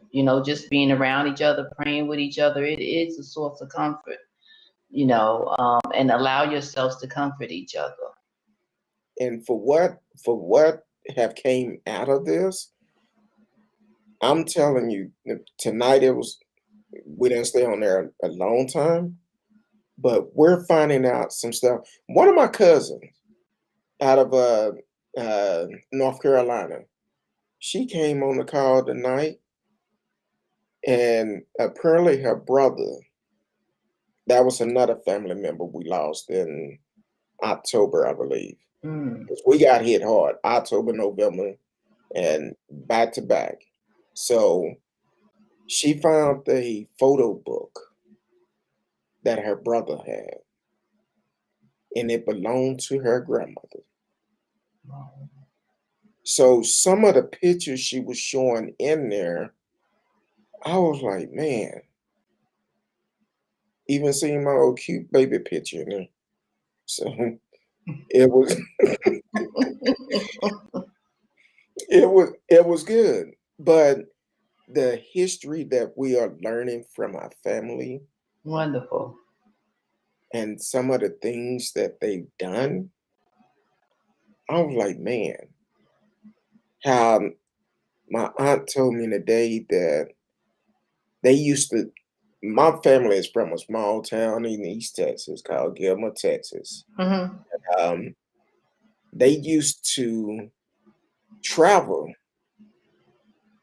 from Gilmer to McKinney, Greenville, and pick cotton back in the days. They all played their part. Mm. And what happened was, it was like they put, they all went out and worked, but when they made the money, my aunt told me today, she said, because I called her, I was in her neighborhood, I was going to take her some lunch, and I called her, and she said, what happened is they had cotton field. I'm talking about on the land that my grandfather purchased. Mm-hmm. Had cotton fields, sweet potatoes, uh, all, I think she said peanuts the other day. All type of stuff that they made money off of. And said every time they sold something, each one, whoever was in college that time, they took that money, they paid for their college. Wow. But they also took that money, they paid for that land. They made sure that the family was okay. And I mentioned to her, I said, hey, honey, so it sounded like to me, Big Daddy was a businessman. She said, no, baby. Back then, it wasn't him being a businessman. It was about the fact of working and owning something. Mm-hmm. Because she said, I got tired of him saying it, but I understand it today. He used to always say, when you work, you do your best. Make sure you own something that nobody can take from you. So that was great. That was very great. T-Cal said, you know, I had a customer came into my store and she told me when I first got there that she had recently moved to Denton and didn't know anyone. I knew I hadn't seen her for a while. And when I saw her, and when I saw, I guess it cut off probably too much. Oh, I saw today, she said she called back home and realized so many people she grew up with or knew passed away due to COVID. Mm. Yeah. Grief is happening everywhere. It's everywhere. I mean, it really is. You know, it's everywhere. And like I said, though, that COVID is just, you know, just one aspect of it, but people are still dying from natural causes, heart disease, cancer, you know, and all kind of other, you know, conditions. And you know, the funeral homes with COVID, they've been overwhelmed. You know, we see where people, had, you know, at one point they was having to get trucks, but you know, thanks be to God, those numbers are starting to come down. You know, where the hospitals are not as full, and it's not as many COVID cases. There's still COVID cases, but not as many. Hmm. T-Cal said, I could tell me talking to her really helped. In fact, I gave her my number And as I got home, she texted that she really appreciated really it. nice. People are really hurting. They Now, are. now, see, the thing is, sometimes a person may randomly come up and talk to you. Mm-hmm. Take out a couple of minutes, listen. Mm-hmm. You could be saving that person's life Mm-hmm. Mm-hmm. because that person may be at their wits' end. Yeah. And because of your conversation, it can actually save someone. Yep. You're It right. can save someone. You're right. And not only that, it may be saving you because you may be at your wits' end, but Mm-hmm. the right person show up at the right time. Mm-hmm. Mm-hmm. And when You're they right. show up, your whole life can change. Your You know, whole life. yeah, it is, and we got to be receptive. You know, we have to be comforting. You know, we have to be empathetic to people. You know, so many people aren't. You know, they aren't empathetic. They just in their own world. But for those who know the Lord, we should be. And those you don't even hope. If you don't know the Lord, you should be. I should be able to be empathetic to someone if they're going through it. Exactly. Yeah, I should be able to be compassionate, and not always be about my own agenda. Exactly. I know tonight I have gotten real personal about some things, but that's where I'm at in my life. I don't care what the way people feel about me. I can be open. I can talk about whatever is going on with me Mm-hmm. because by me talking about it, it's helping me. Mm-hmm. It's healing. It's I'm freedom. not I'm not holding all that on the inside. But for that cousin that texted me yesterday, that's not the way you do it. Right. And I hope you don't do it to no one else. I'm sure I'll probably get a call or a text from Mm-hmm. one of those family members because some of them do follow me on Facebook. And hopefully that person just didn't realize, you know, I want to give them the benefit of the doubt that they didn't realize the verbiage that they used, and in what they said. They didn't realize if so, like I said, if so, and also y'all are also really, really in a tender place right now as well. You got to recognize that too. I'm real sensitive right now. My mama just passed away. Yeah, I'm sensitive. I agree with you, but when he said if your mother passed away, Mm-hmm. not sorry that she passed away, if she passed away. Mm-hmm. Mm-hmm.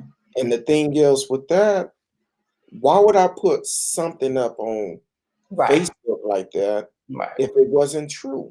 Mm-hmm. If it wasn't Mm-hmm. true, Yeah. you said if. Right. Right. Back in the days, we would say if was a fifth, we all would be drunk. But I'm just I never saying, heard that. oh, maybe that was in my hood.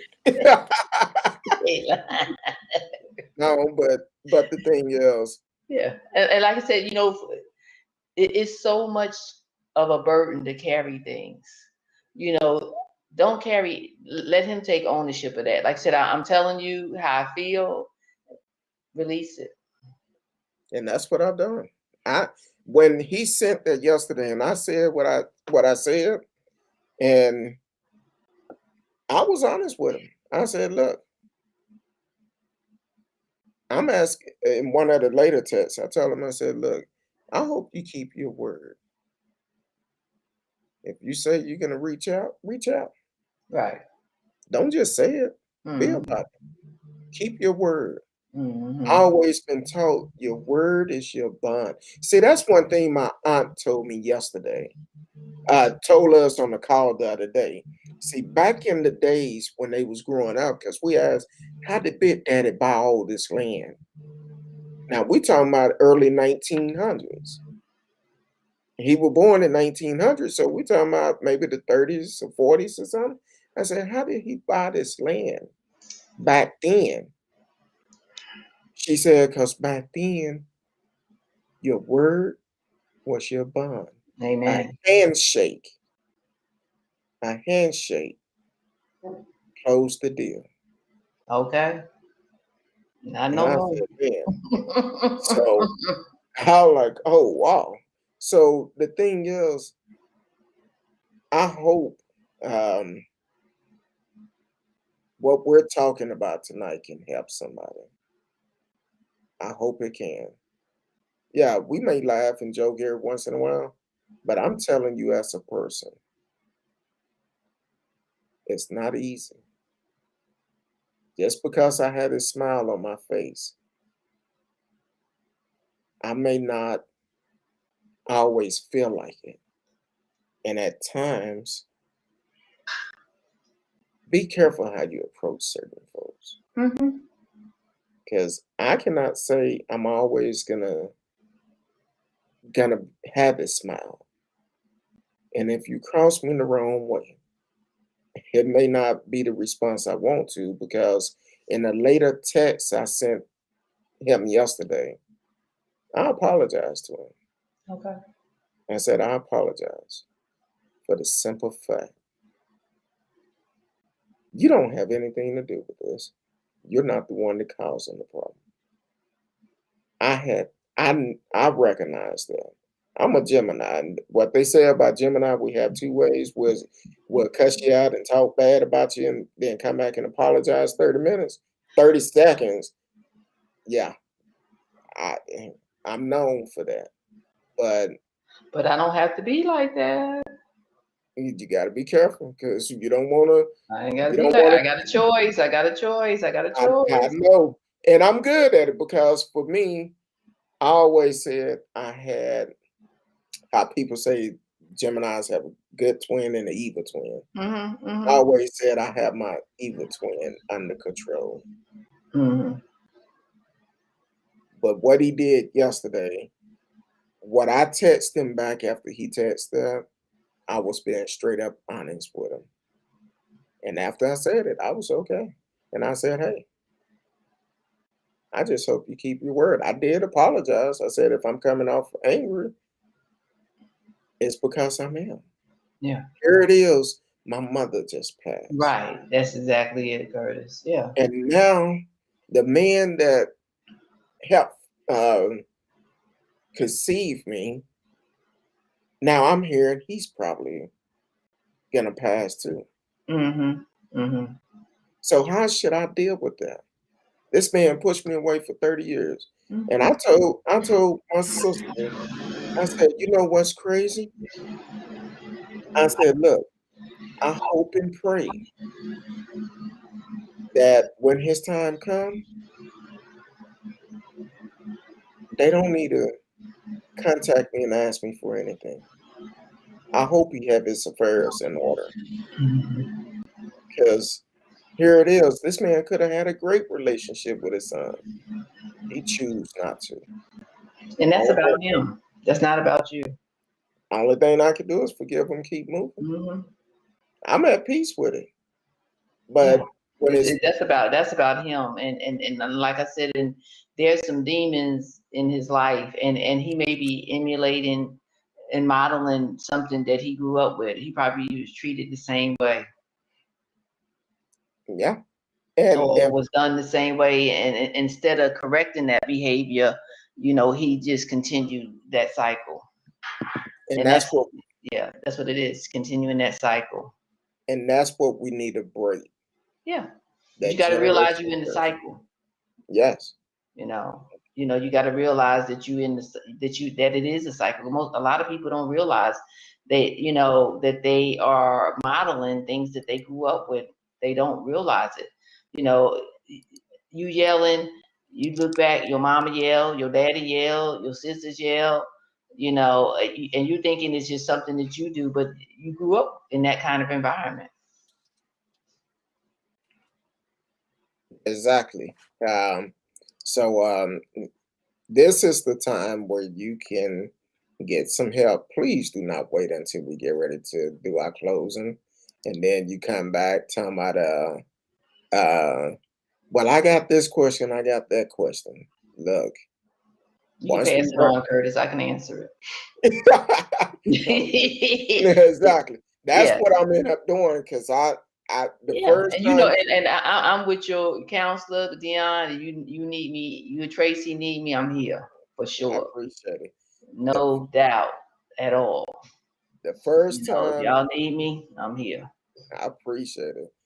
The first time Miss Kincaid came on the show, after the show, and that's when I was doing the show during the day. After the show, I started receiving all type of messages.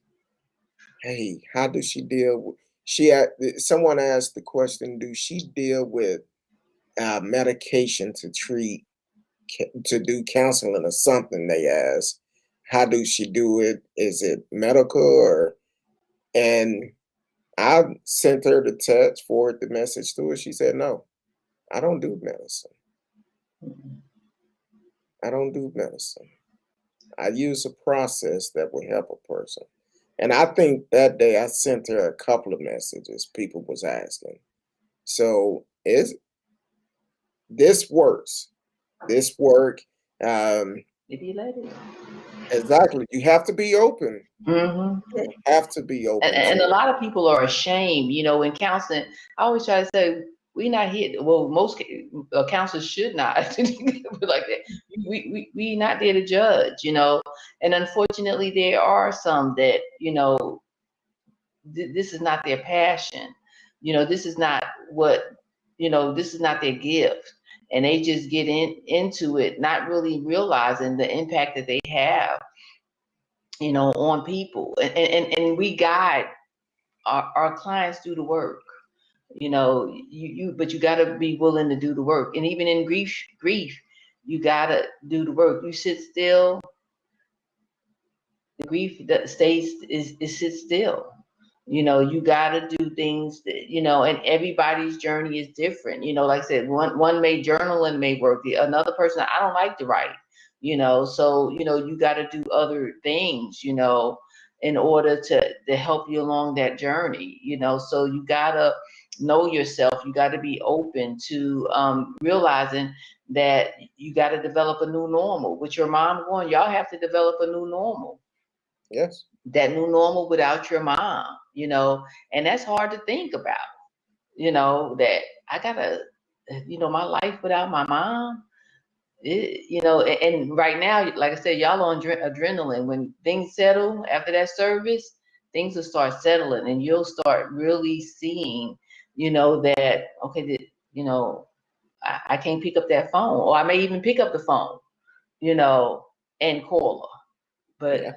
that my morning ritual, that's what, it's not there anymore. Exactly. The other day, and I actually kind of experienced that. Mm-hmm. I one thinking that was actually yesterday morning when I Okay. couldn't sleep.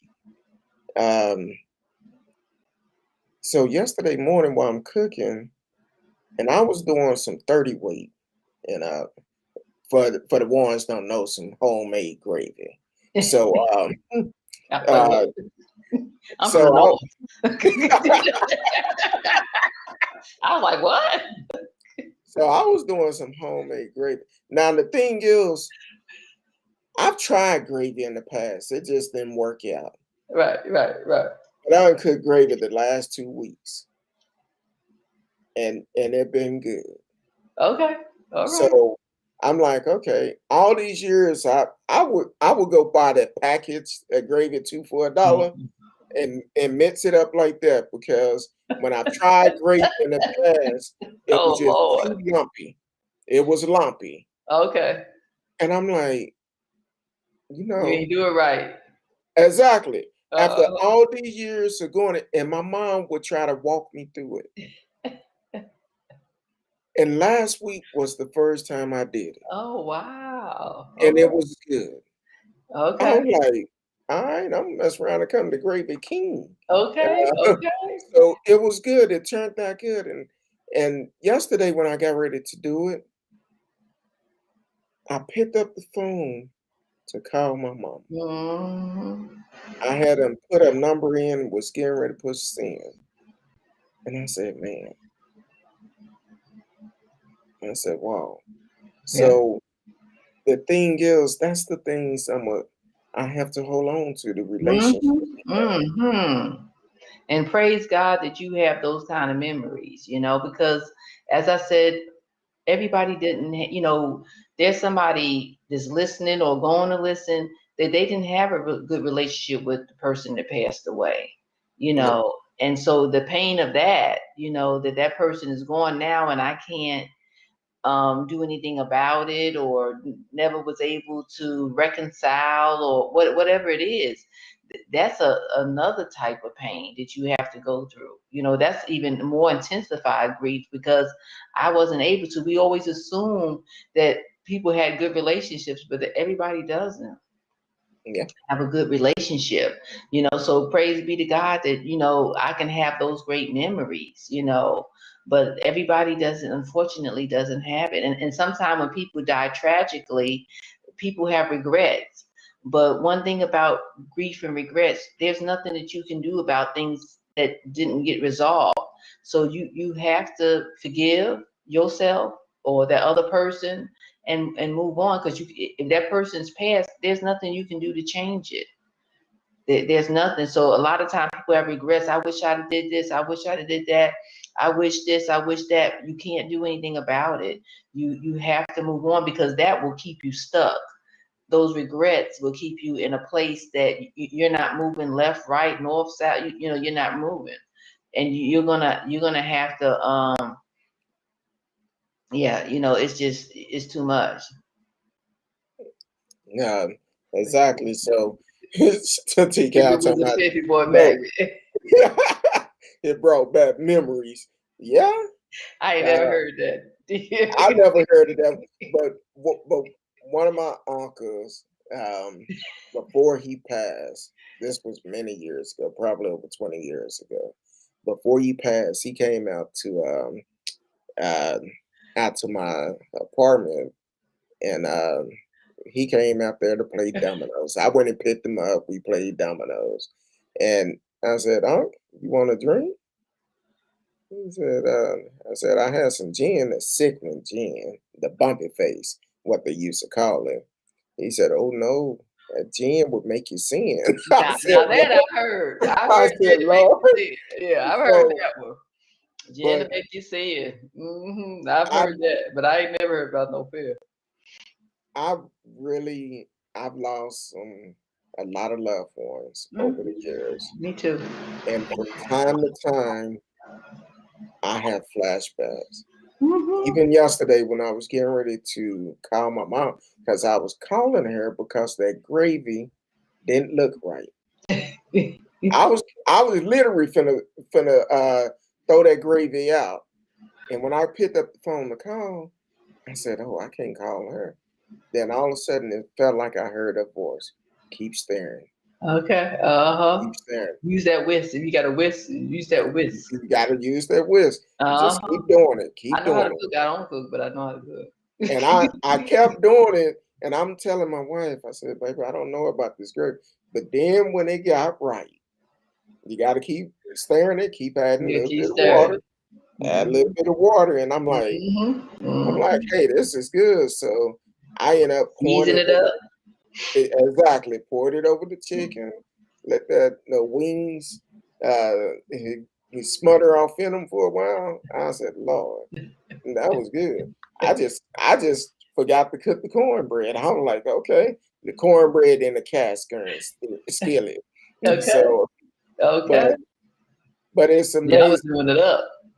Yeah, it's amazing. I finally cooked some good gravy last week. Right. Right. Last week. Right. And I That was said, your mom guiding your hand.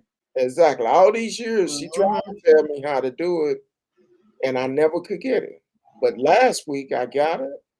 Yesterday I got it. And I said, Okay. I'm Okay. doing good. Okay. Because I did it different. I did it different because I seen, like before I did it last week, I seen you could use chicken broth for it. Okay.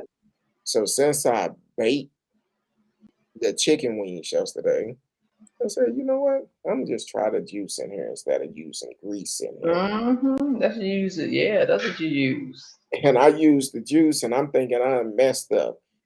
But when I picked Mm-hmm. up home and I was getting ready to throw it Drippings. out, it said just keep going, Mm-hmm. it'll come out. Add a little Mm-hmm. bit of water in it, add my pepper, a little bit of salt in it. I said, Lord, okay. But I appreciate you, Miss Kincaid. I'm sure a lot of people do appreciate No what you're problem. doing. You know, anytime, anytime. I love coming to hang with you. I appreciate it. And I didn't get a chance to put it in my thing for I can be able to put it up. But if you don't mind, let people know how they can get in contact with you.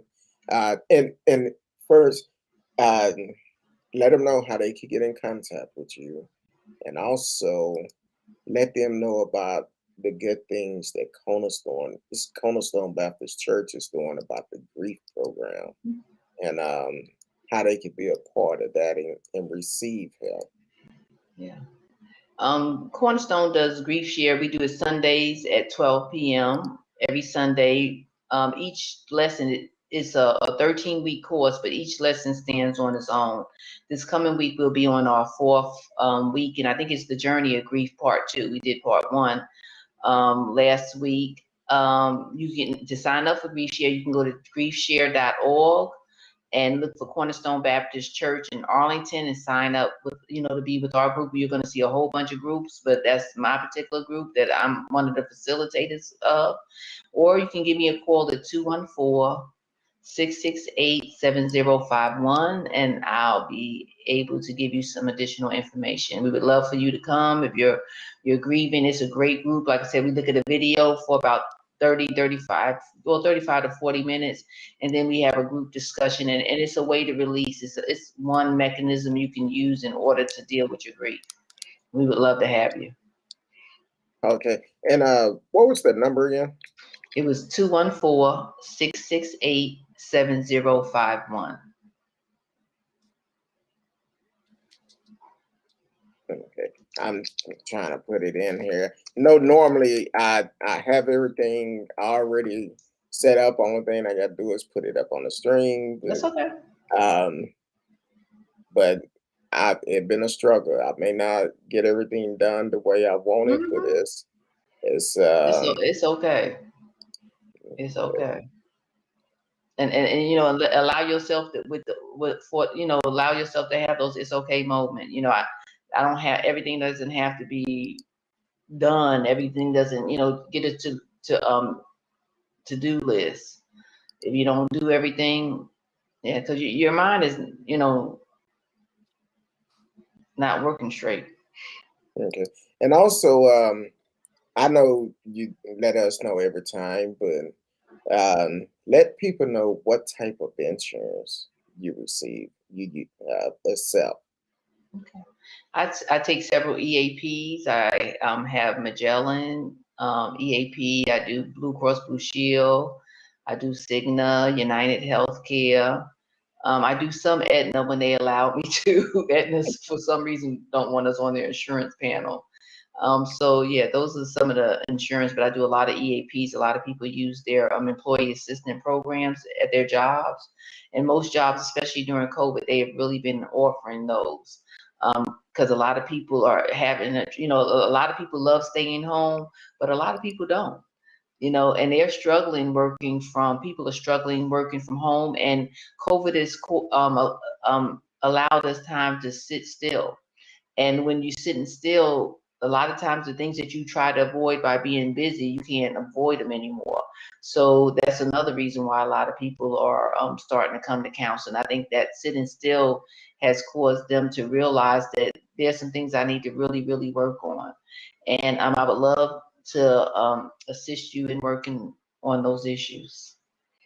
Exactly. So uh, I say it all the time on the show. If you are working, you can actually get counseling for free. Mm-hmm. Go to your HR, ask them about the EAP program, Mm-hmm. Employee Assistant EAP, Employee Mm-hmm. Assistant Program. Mm-hmm. Ask them about it, and you can get counseling for free. Not just for you, for your spouse, your kids. It's right there. Help Yep. is available. Yep. Take advantage of it. Take And do advantage of it. and do self-care. You know, a lot of people, I don't have time, I got this and that. Take care of yourself, because you'll be better for your family, you know, and your children will resolve some of the issues that a lot of parents are not hearing. And that's a big issue that's going on now. Kids are giving up on their parents. They really are. I'm seeing more adolescents than I've ever seen before. And most of them is their parents are not paying attention and not listening to them. And these kids now are a lot more verbal than they know how to express their emotions a lot more than we ever even thought about growing up. But a Exactly. lot of parents are not paying attention to them. And it's important because right now, and we discussed this on the call the other night, and kids are hurting right now. I have a lot of educators in the family, Mm-hmm. and we talked about some of the kids they deal with. Mm-hmm. And kids are hurting. They're asking for help, but you got to realize when they act out, they really looking for help. Yeah. And once again, it goes back to that learned behavior. So many times parents go, you know, this is what you're going to do in my house. And they're modeling from what their parents said, but it's not fitting for your kids. You know, it's not the remedy for what's going on with your kids, because they're experiencing, you know, all kind of different situations, even not even being at school, just being home, not socializing. It takes a big impact. And so they're isolating in their room. And many parents are not concerned about that. You know, what are their children doing in that room? You know, are they depressed? Kids are telling their parents they're depressed, and they're telling them to pray. And prayer is a part of it, but sometimes we need additional help, you know. And so a lot of kids, they shut down when a lot of times I ask, can, you know, let's bring your parent in, you know, let's talk together, and they're like, no, because they have tried so hard themselves to try to communicate with their parents, and their parents is not listening. So I'm begging the kids, you know, let's, you know, come to a neutral spot. It's really hard, you know, my heart cries out for them. It really does. The things that I'm hearing in my office, they really need parents to pay attention and listen to them. And giving them things is not the solution.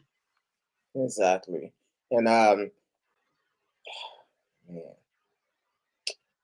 another thing, you definitely want to pay attention to your kids. Hmm. And we we normally say this on every show, and we kind of hit on it, and we're not going to be long on it. But what people have to realize, what you've gone through as a child can affect the way that you live in today. Oh yeah. Because if you used to getting yelled at all the time, getting beat, it passes down. Yeah. You would Being do the ignored. same. Exactly. Yeah. You would do the same to your kids. So But we guess what? have Their parents that's been done to them as well. exactly. It's a So cycle. it's a cycle that we need to We break. got to break, but you got to realize it. And when your kids are talking, pay attention. Your child is quiet, don't really want to do anything with you. Pay attention to that. Yeah, There's something wrong. That silence is screaming help for help. It's a cry for help. And you're thinking they're just being a typical teenager. Some part of it may be, but another part of it, no, they're screaming out for help, and they keep on saying they're not listening to me, and they don't want to talk anymore. They just ready to get out the house. They're counting down, when I can leave. That I'll be leaving in a year. I'll be leaving in 5 years sometime. I'm ready just to endure this for 5 years. I'm done. I'm ready to be on my own. I don't want Mhm. to Yeah. answer to no one. Or what Mhm. happened when that child get out the house, they leave, they move, and they lose contact with their Mhm. family. Mhm. Yeah. Um, so Miss Kincaid, I really do appreciate you. Uh, Thank you, Curtis, as always. if you're in Texas and looking for a great counselor, reach out to Miss Kincaid, and she would let you know if she can help you. If she can't, she would she I'll will find you somebody. find you somebody that can. And Mhm. so definitely take advantage of this. And if you are working, check with your HR. Ask them for the EAP program. Mhm. Now, some of them may say, "Oh no, we don't have that." Say, "Hey, I'm sure we do. Could you check and Mhm. see?" Most insurance, if they have insurance, they have it. Yeah. Yeah. So definitely check and see. Um, it's always a good time whenever I have Miss Kincaid on here. I have Thank to you, be Curtis. mindful of her time. I appreciate this. No problem. I I appreciate it. appreciate you. And like I, I said, I'm praying for you and your family I appreciate it. I actually continuously. seen a lot of family members show up on social media today. Good. Um, I appreciate y'all and for the support. Share this video because you never know who might see this video Mhm. that need to hear Mhm. some of the things we discussed tonight. Mhm. Yeah. And as always, I appreciate y'all, Miss Kincaid. I appreciate you for everything Thank that you, you do for Curtis. me, and your continuous prayers for my family. And Mhm. like I tell my family all the time, we're gonna get through this. Oh It's yeah. tough right now. It It's tough, ain't gonna be easy. but because of uh, the mores that we was built on, the the prayers that went out even before we was conceived, that was for us. We're Hmm. gonna get through it. We're Hmm. gonna get through it. We will make it through. And That until God give you comfort, strength, and peace that only He can give. exactly, Hmm. I definitely appreciate it. Until tomorrow night, 8 p.m. Central Time, with Miss Risky tomorrow night. I love each and every one of you. Until then, peace. God bless.